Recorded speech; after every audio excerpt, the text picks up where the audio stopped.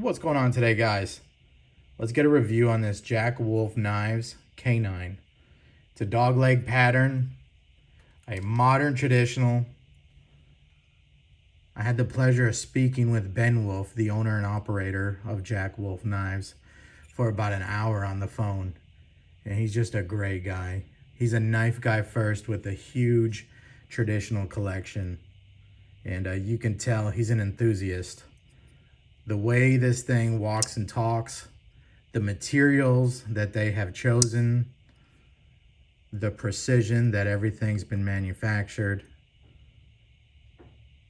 I want to emphasize something that I noticed immediately, but maybe some people who are not into traditional knives may not notice. You can see how this spring is flush. When it's open at the half stop, also, there's some oil in there. Also completely flush, and when opened, completely flush. Again, a little bit of oil in there.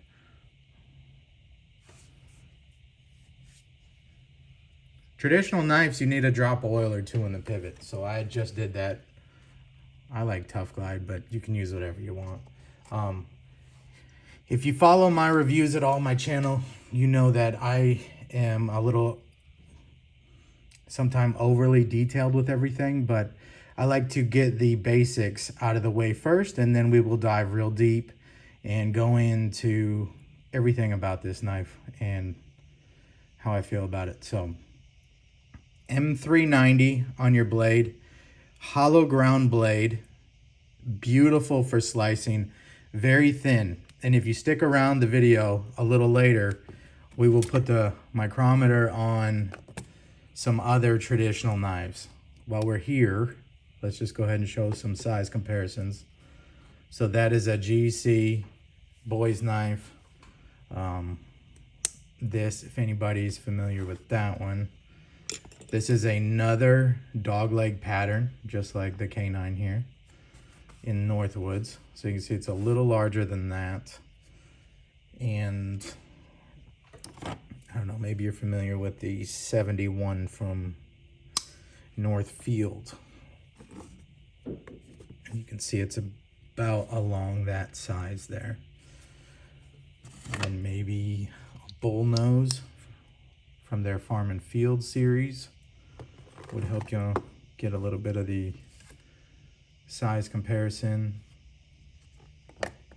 Maybe a regular sized framed Swiss Army knife with a scale swap on it. You can kind of see what we're dealing with here. If this might be your first slip joint, I would highly recommend it. Maybe you don't like the patina, how these carbon steels do.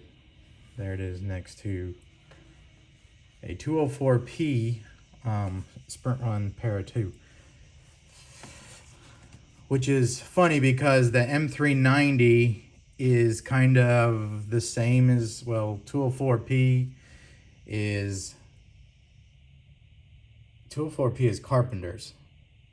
And then the Duratec 20CV that Hinder used all those years. This one's not, but Duratec 20CV was Latrobe.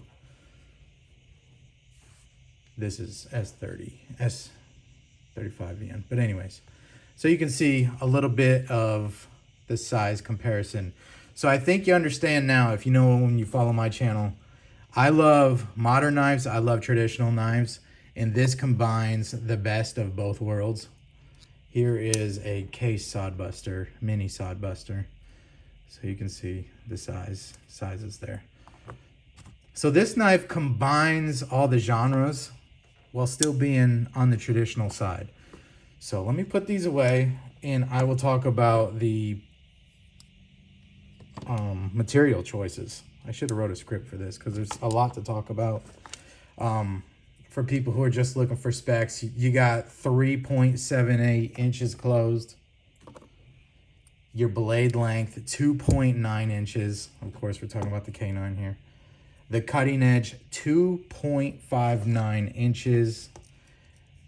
Your cutting edge, yeah, 2.59 inches. I just said that. Blade stock, you're looking at 0.12 inches here. Again, if you want to see a difference there. Weight, 2.5 ounces. Amazing, because this weight has really been brought down.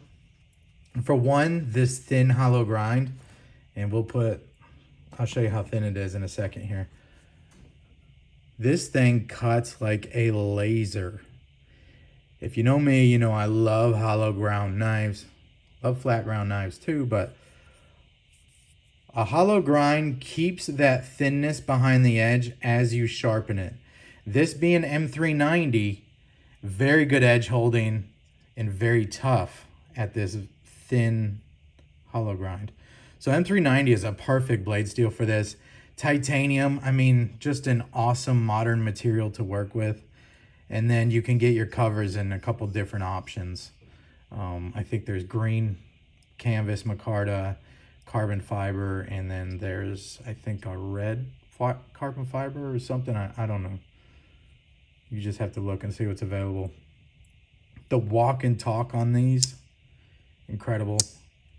The attention to detail, incredible.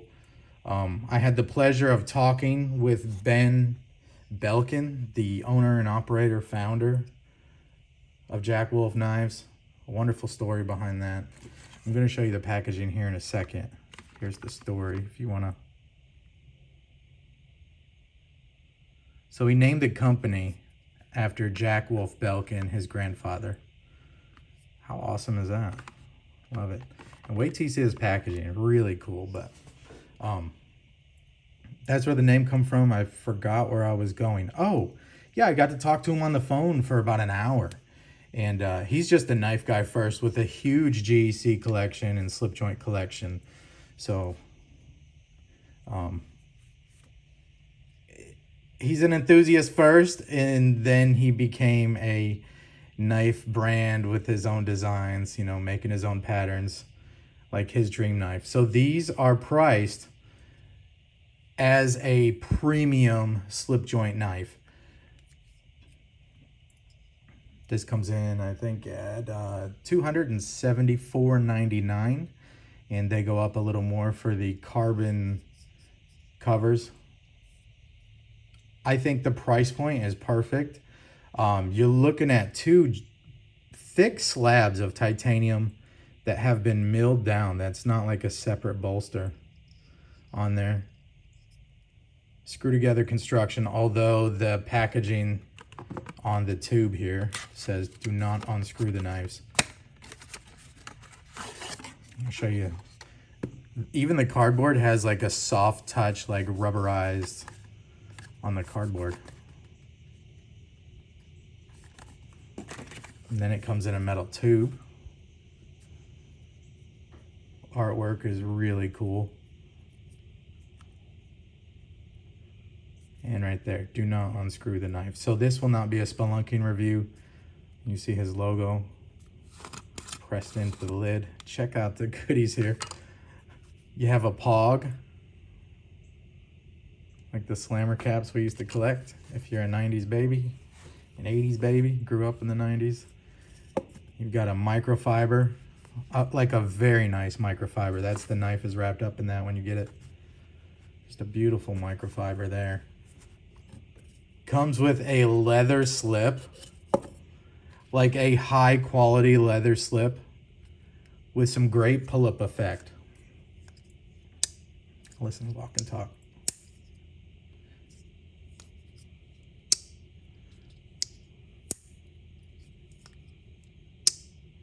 He designs the knives so that you can pinch them open. They do have a stiffer action, which is a good thing. That's what set GEC apart for many years. People loved the stronger tension. They were actual working knives versus something, you know, not to throw any shade at them or anything, but case knives were not doing that. They may be now. I haven't bought a new case in a long time, but they just weren't like the GEC. So I love that. Gives it a nice walk and talk. And that hollow ground blade just kind of sings when it closes. Beautiful. But we're showing off the complete package here, what you're getting for the price. Very nice leather slip with the pull-up effect when it goes down in there. So I imagine that's going to wear nicely. I got a whole video coming soon with custom leather slips and whatnot. The cool thing about traditional knives is getting to know custom makers who hand make these slips. And where did my other one go? So again, that's just part of the fun. Here's another one. And I have a slip joint collection video coming soon, so just stay tuned. A lot of slip joint stuff. You get a sticker. I get sidetracked easily. There's a sticker in there. Walk and talk with the website there. And then that's just a little piece of foam. And then your silica in there. So you get the complete package. I mean, it's really an experience to get this thing in the mail. You got a tube, you know, you've got the nice microfiber. You have the leather slip. I mean, you're ready to go right out the gate. Put this on your water bottle or whatever you do, your computer, your laptop. Just a cool packaging. I like that he thought about that all the way through. If you know me and you follow my channel, I'm not huge into packaging, but when it's way above and beyond, I mean, that's cool. How can you not mention it? Cool, just attention to detail. So, you know, like GEC has the tube and then the wax paper and the pin or the lapel pin, I think it is. I haven't bought a GEC in a long time. And then Northwoods comes with their own leather slip. He's just doing it his own way, and I love it. What do we have in here? What? Get out of town. I do. I've got a traditional knife video to show you guys. So, anyways, I'm experienced with traditional knives. I love them. They're like mechanical artwork in a different way than a modern knife is. I love the material choice here. This titanium gets that weight down to that 2.5 ounces. I mean, this thing is light. One of the reasons why I like carrying this 14 boys knife so much is these covers right here really lighten this knife up. And this feels not much heavier. So, I don't know. You get knives that are heavier in the pocket when you're carrying them loose. You don't want them to get too heavy. And this is 2.5 ounces. I don't even feel it in my pocket. So, just beautiful material choices. Plus, modern, traditional, titanium. Sign me up. And then the M390 hollow ground. Is just an incredible cutter. Let's get some behind the edge measurements for you. Let's pull this knife back out. So behind the edge, and just for giggles, let's pull this out. So what I was talking about, the incredible thinly ground blade, which is perfect for M390 because M390 is a tough steel. The working hardness is usually around 60 to 62. Recommended edge per side for M390 is about 15 degrees per side to get the maximum performance for edge holding and, you know, cutting ability, slicing geometry. Trying to look at my notes here to see if there was anything else I wanted to get before. No, we'll just do this. You can see I don't have a script or anything. Let's make sure that's zeroed out. We will go behind the edge on this para 2. So you got 0.03, right? 0.031 behind the edge. Just, let's see what we're doing right here.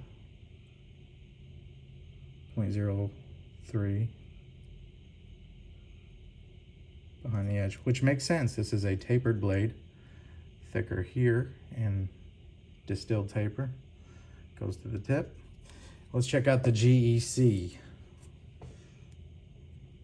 behind the edge. And you guys know, if you've ever sliced with a GC, how well they cut. So you're looking at 0.016, 16 thousandths behind the edge. Let's go up front, right behind the edge.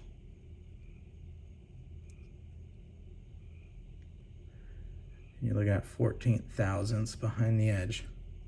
Now check this out. We know that these cut really well. I'm loving this knife so much because of cutting performance, let alone looks and the coolness factor. Look at this, behind the edge. 10 thousandths behind the edge. Let's get on the middle here. Trying to look through the camera. Look at that, right at the belly.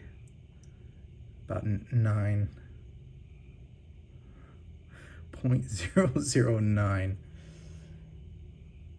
So M390, I don't think there could have been a better choice for this hollow ground blade.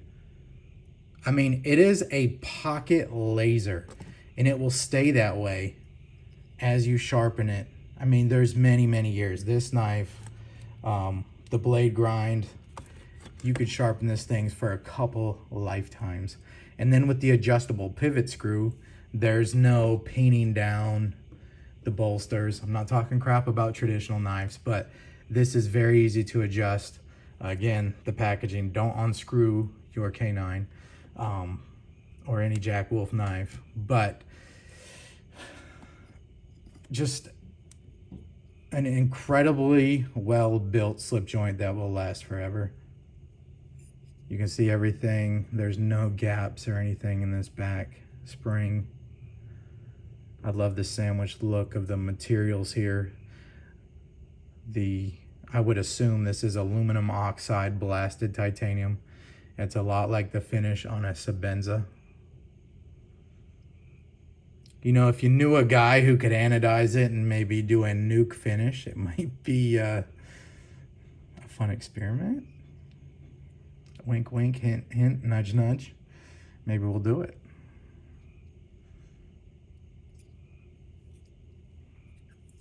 I like the fact that he's a knife guy, so he knows.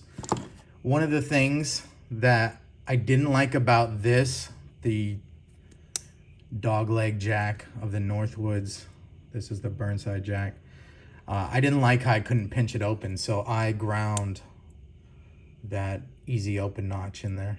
So now I can pinch it open. I like my slip joints easy to pinch open.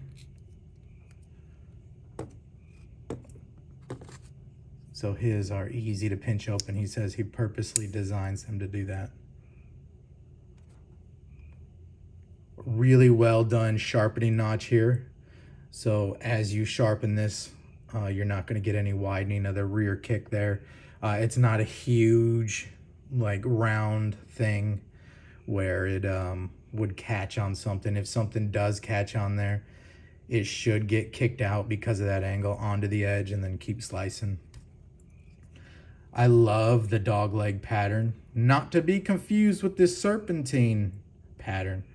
Dogleg has this S-shaped curve in it, but the rear has a little kick up right here. That determines if it's a dogleg or not. So if this was right here, that'd be a serpentine. If it kept the same length all the way through here, this is the dogleg, so it kicks up a little right here. Fits perfectly in my hand. I wear a large size glove.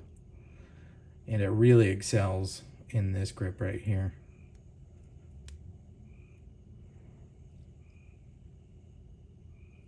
And then if you're cutting open boxes or anything, a lot of control. The way the belly arches up for that, just a really nice, useful blade shape. I've got oil and stuff all over it now. Look how nice and crisp the lines are on the nail nick. You could use the nail nick. Look at the beautiful swedge on that. But I think most people are going to be pinching it open. Just a gorgeous knife. And again, you're looking at a very high-end I would say this is comparable to custom slip joints. When you start talking about flush backspacer, a nice crisp half stop, that's also flush. And then it's open and flush. With this walk and talk. With the M390 blade steel, I mean, you couldn't have picked a better blade steel. Just, you guys know. If you love your 204P, you love your Duratec 20CV, you know, it's just a tough steel. Great choice for a thinly ground knife. And again, you're probably going to want to go about 15 per side. I haven't sharpened it yet. But Bowler's M390 is kind of known for not being that hard to sharpen. Now, it has good edge retention, so it may take you longer to sharpen. It might be a good idea to have some diamonds and ceramics. Maybe when you're stropping it, do a diamond spray or a diamond paste strop because of the wear resistance. But M390 is not known to create big burrs. So it gets sharp and just stays sharp. It's just a wonderful blade steel. Been around for a long time too. When I was doing research for this video, they said it's been around since like 1989. And they used it for ball bearings in jet engines and screws and stuff in jet engines. And then, you know, so it was around before like ZDP 189. It was around before LMAX. It was around before S90V. It is not a new super steel. It's been around for a long time, so for good reason. It's a great blade steel. If you look inside here too, I don't know if, yep, my camera will catch it right in there. Looks like bronze phosphor washers in there. Again, look at the fit and finish on the covers here. Look at the contour.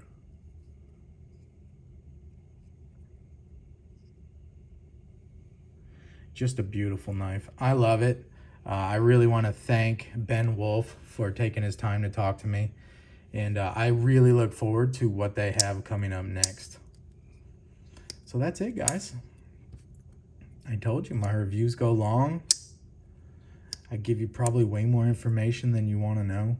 But it's my passion. I love knives. I love looking at every little detail, seeing the design, why, the material choice, why, and you know, when knives nail it, I just love sharing it with you guys. So there it is. Love that thick slab of titanium on both sides. Just a joy. All right, guys. Jack Wolf Knives, blending your modern knives. Let's do this, because this is natural micarta, with your traditional knives in a traditional way. Still slip joints, still spring, still pretty much the same construction as the traditional knives of the past, with modern steels, titanium. You get the point, guys. I love it. Jack Wolf Knives. Thank you to Ben Belkin for sending this out and taking the time to talk to me. Love what you're doing. We'll see you on the next one.